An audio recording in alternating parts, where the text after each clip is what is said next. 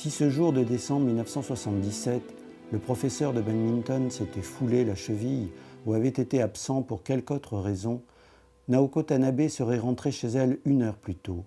Elle se serait réconciliée avec sa mère, s'en serait finie de la fâcherie de la veille pour des broutilles.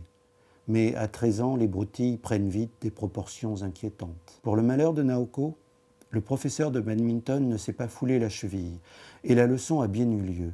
Si bien qu'à 18h34, Naoko passe à côté d'une auto blanche en stationnement sans apercevoir les 2 silhouettes à l'intérieur. L'une d'elles l'interpelle par la vitre baissée et lui demande un renseignement pendant que la seconde, silencieuse et sombre comme un ninja, descend de voiture. Jim Selkirk se saisit soudain d'un crayon. Il prit des notes. Incapable de réfléchir, il ne mesurait pas la portée de ce qu'il entendait. Quand le bulletin d'information fut terminé, il ne se leva pas tout de suite. Avait-il bien compris ? Il relisait ce qu'il avait consigné. 5 minutes s'écoulèrent avant que sa femme n'ouvre la porte, inquiète de ne plus entendre le poste et de ne pas le voir reparaître. « Mais qu'y a-t-il, Jim ? Qu'est-ce qui se passe ?» Le Premier ministre japonais était ici aujourd'hui, en visite.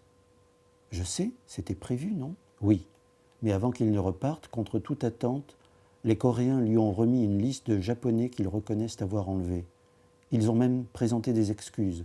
Et puis ces Japonais vont être autorisés à rendre visite à leurs proches. » « Au Japon ?» ?»« Oui. » Donc j'ai choisi le titre Éclipse japonaise par référence au phénomène astronomique des corps célestes qui disparaissent derrière un autre, puis quelques temps plus tard réapparaissent. Pourquoi éclipse japonaise ? Parce qu'il s'agit de la disparition, de la volatilisation mystérieuse de Japonais qui en fait ont été kidnappés par des agents secrets nord-coréens.